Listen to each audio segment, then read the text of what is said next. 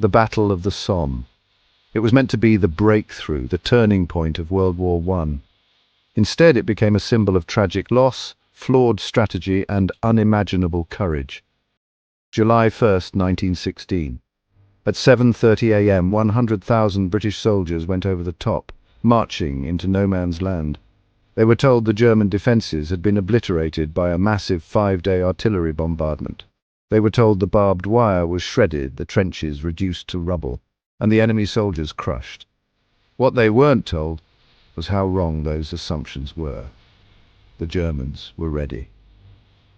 From fortified bunkers some 40 feet deep, they emerged as the shelling stopped, set up their machine guns, and waited. The British troops, burdened with 60 pounds of equipment, walked slowly forward in perfect lines into a storm of bullets. By the end of the first day, 60,000 British soldiers had fallen. 20,000 of them were dead. It was the worst day in British military history, but how did it come to this? The plan, masterminded by General Sir Douglas Haig, amounted to a catastrophic miscalculation. The artillery barrage, meant to annihilate the Germans, was ineffective. 1/3 of the shells didn't even explode.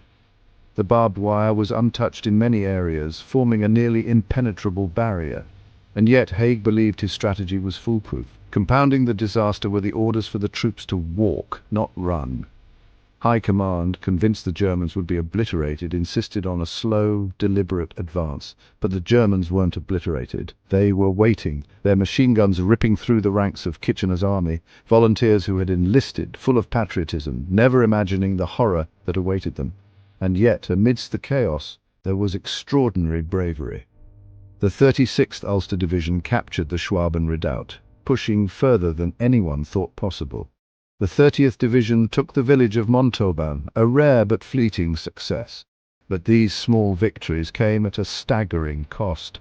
By the time the battle dragged to its grim conclusion in November 1916, over 1.2 million men, British, French and German, were dead or wounded. And what was gained? A mere 6 miles of ground.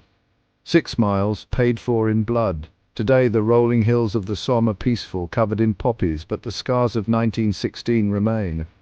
The craters, the cemeteries, the stories, they remind us of the cost of war, the courage, the sacrifice, and the mistakes.